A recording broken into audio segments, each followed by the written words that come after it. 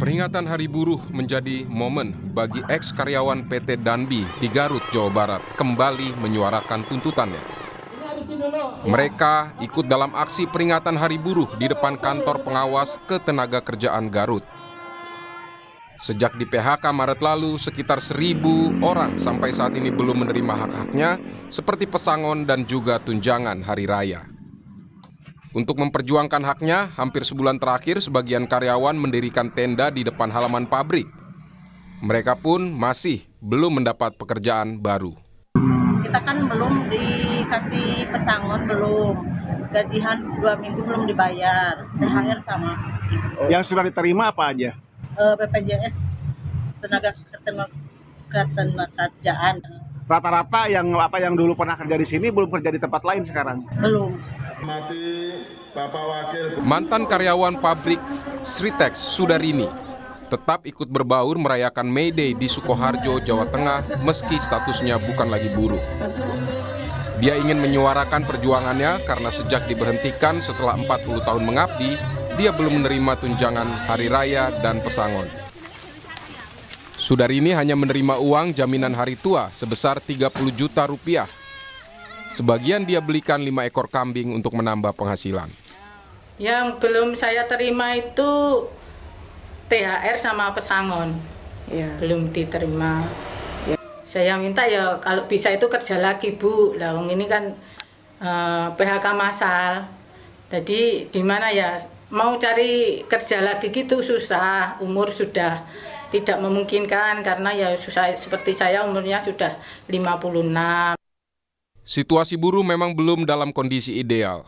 Data pemutusan hubungan kerja sepanjang 2024 menurut Kementerian Tenaga Kerja mencapai 77.965 orang. Di Januari dan Februari 2025 saja sudah tercatat 18.610 pemutusan hubungan kerja.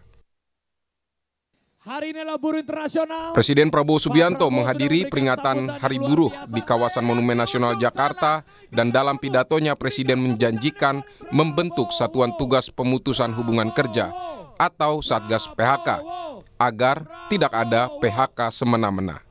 Kita juga atas saran dari pimpinan buruh, atas saran dari Pak Said Iqbal dan Pak Jumbur, kita akan segera membentuk Satuan Tugas PHK. Kita tidak akan membiarkan rakyat kita tidak akan biarkan pekerja-pekerja di PHK-kan seenaknya.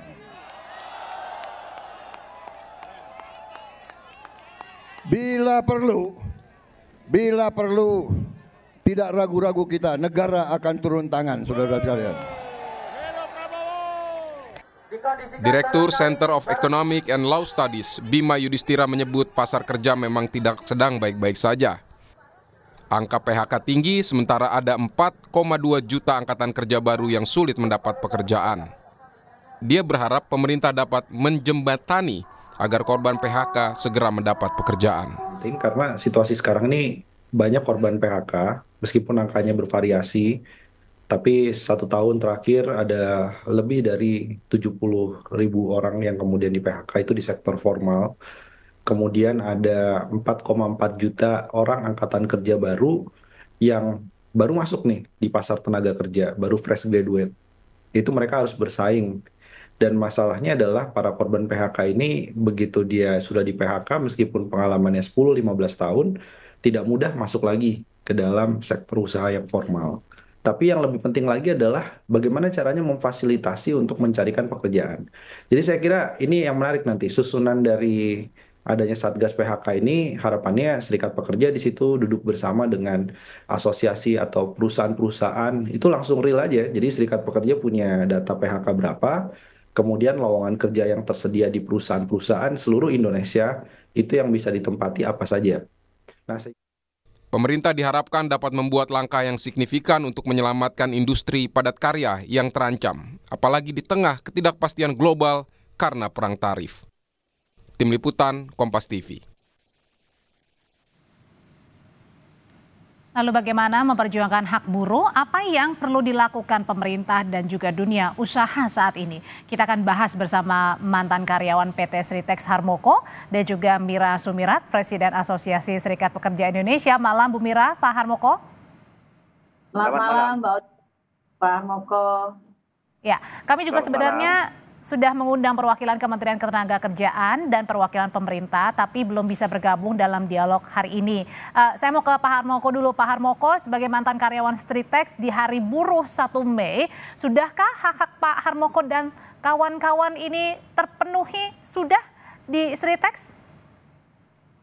Untuk hak dan pesangon, itu sampai saat ini belum juga direalisasikan.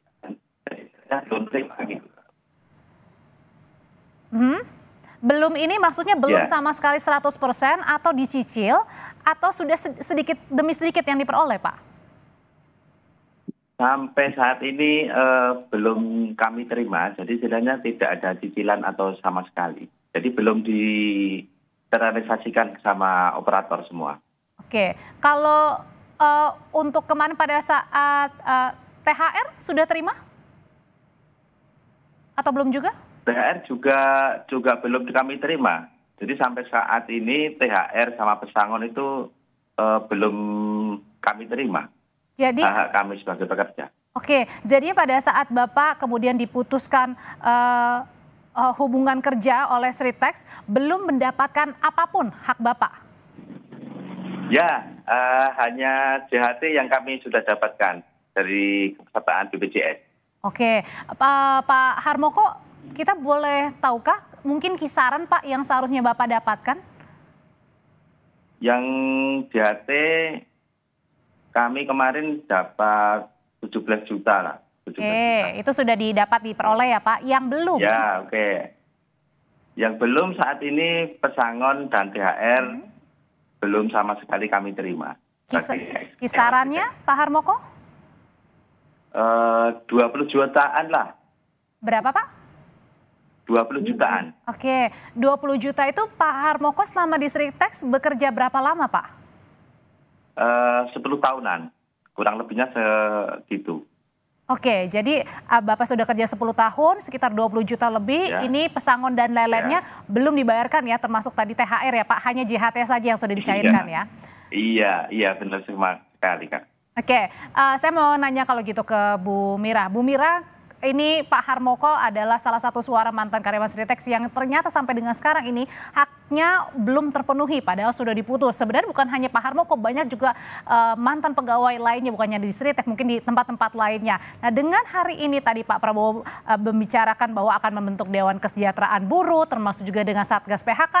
Apakah ini memenuhi rasa keadilan buat mantan para pekerja yang belum menerima haknya sampai sekarang?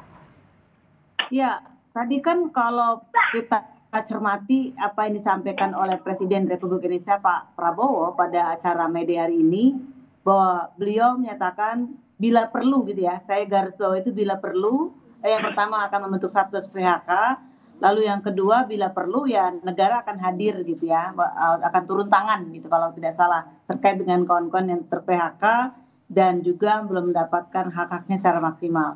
Artinya ini menjadi ya cukup angin segar bagi kami dan mudah-mudahan ini direalisasikan secara cepat karena memang korban-korban PHK seperti Pak Harmoko ini sudah berjatuhan dan Pak Harmoko tidak sendirian.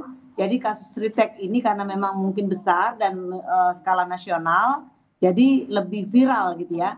Tetapi yang pernah kami advokasi, ada yang sudah hampir 10 tahun nih, kalau dipilotkan, itu belum selesai-selesai Pak, pesangonnya. Mereka belum dapatkan. Maka dari itu, kalau dikatakan tadi, kalau perlu negara turun tangan, ini saatnya untuk membuktikan Pak Prabowo sebagai Presiden Republik Indonesia di hadapan kurang lebih hampir 300.000 buruh pada hari ini di Monumen Nasional itu mendengarkan dengan secara seksama gitu bahwa ya dibuktikan saja, contohnya mungkin di Sritex gitu ya atau di tempat-tempat lain yang sejenis. Nah sesungguhnya kan kasus Sritex ini ya mohon maaf gitu ya, mudah bagi kalau sebagai pemerintah mudah. Ini saja memang dari sisi hukum melalui kepailitan gitu ya.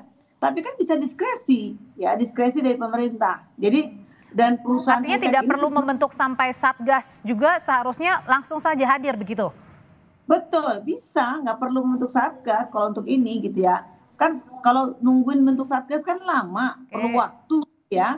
Tapi ini kan depan mata sudah ada kasus. Nah, untuk kasus Ritek ini kan bukan hanya satu perusahaan, dia juga punya anak-anak perusahaan ya, Pak Harmoko kalau tidak salah gitu ya. Artinya kita juga harus mendorong kuat itu pengusahanya, jangan seenak-enaknya gitu loh.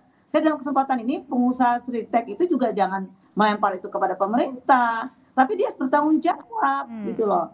Dia makanya kenapa pemerintah mengatakan kepada kita semua bahwa tidak bisa intervensi terlalu dalam karena sudah masuk ke ranah hukum, kepailitan.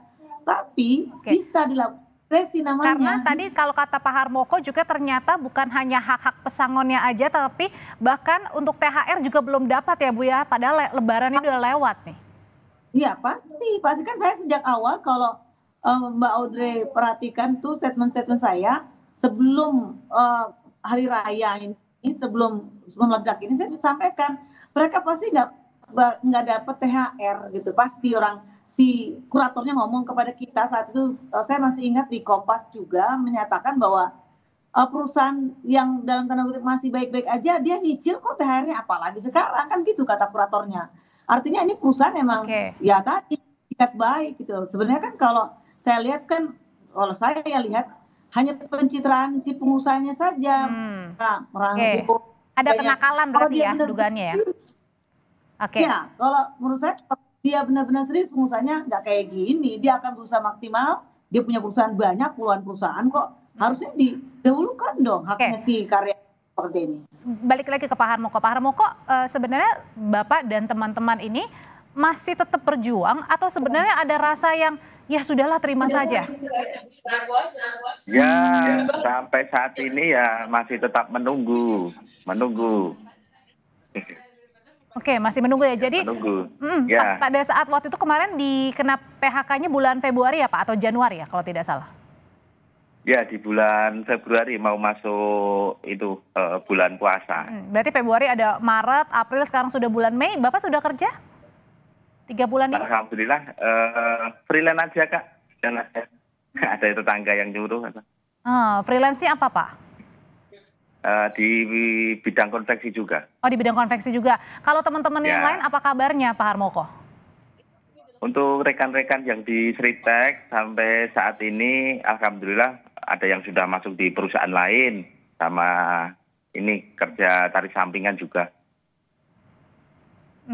Oke, kalau tadi Bapak mendengar kan tadi belum dipenuhi hak-haknya padahal Bapak juga sudah diputus ya kerjanya. Terus kemudian tadi ada mau membentuk Dewan Kesejahteraan Buruh, ada juga Satgas PHK. Apakah ini angin segar atau apa pandangannya Pak Harmoko? Ya, kalau menurut saya sependapat sama Ibu Sumira tadi, sama pidatonya Pak Prabowo juga, kaitannya dengan PHK Ritek. Harapan kami sangat berharap sekali untuk masalah THR dapat segera dicairkan kepada karyawan Ritek semua. Oke, Pak Harmoko, ini kan alhamdulillah Bapak sudah ada kerjaan ya, mungkin meskipun freelance atau menjadi freelancer ya Pak, tapi kan itu bukan pekerjaan tetap ya Pak Harmoko.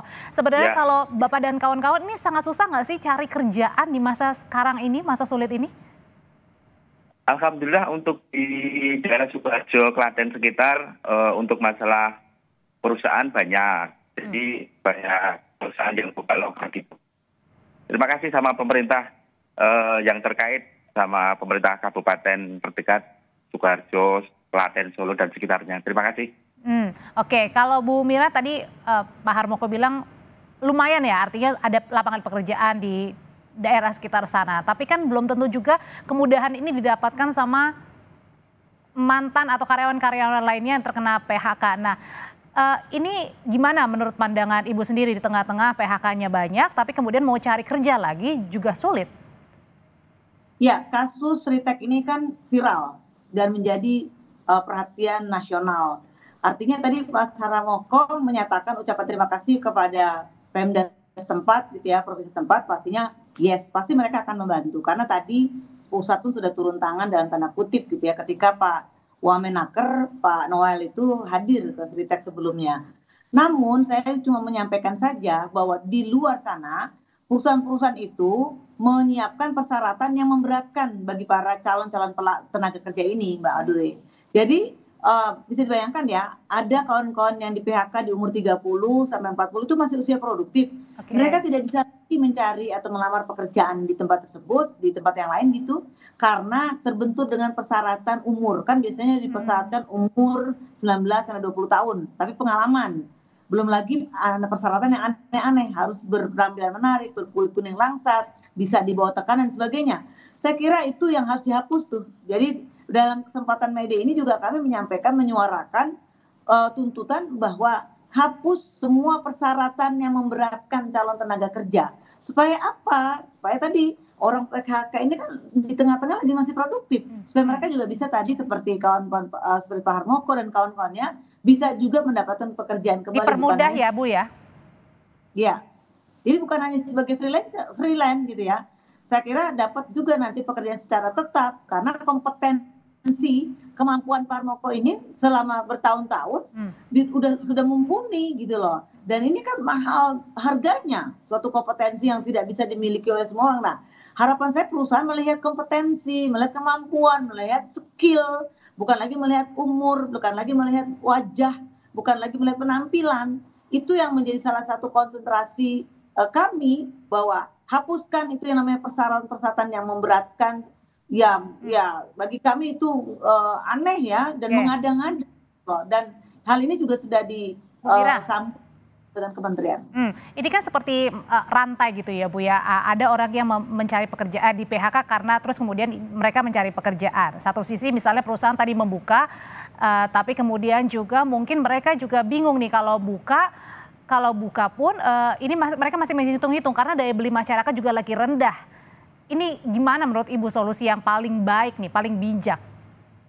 Solusi yang paling baik adalah tadi digarisbawahi, negara harus turun, bukan hanya untuk tadi melihat korban-korban PHK, tapi keluhan daripada pelaku usaha juga diperhitungkan, didengarkan.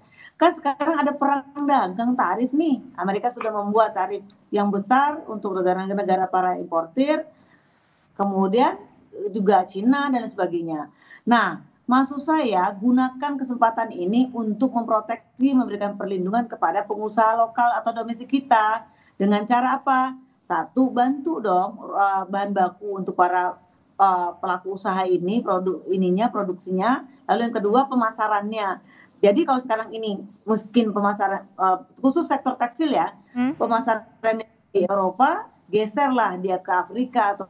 Nah, itu dibantu oleh negara, pemerintah. Lalu kemudian dibantu juga insentifnya, dibantu juga tadi terkait dengan proteksi regulasi. Jadi keluarkan regulasi, kebijakan-kebijakan yang sesungguhnya melindungi atau memproteksi pelaku usaha yang ada di dalam negeri gitu, Pak. Baik, Bu Mira, terima kasih untuk pandangannya. Pak Harmoko, terima kasih juga untuk pandangannya. Semoga hak-hak Bapak dan kawan-kawan juga segera ya Pak ya dapat terpenuhi ya. Sebagai mantan karyawan. Oke, siap. Terima kasih. Terima kasih banyak.